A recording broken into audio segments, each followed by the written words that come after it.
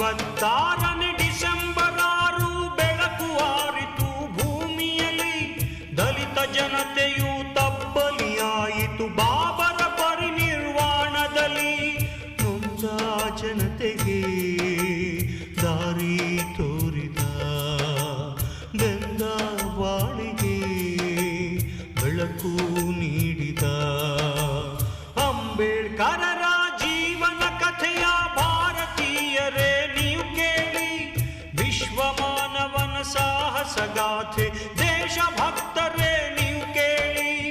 ಅಂಬೇಡ್ಕರರ ಜೀವನ ಕಥೆಯ ಭಾರತೀಯರೇ ನೀವು ಕೇಳಿ.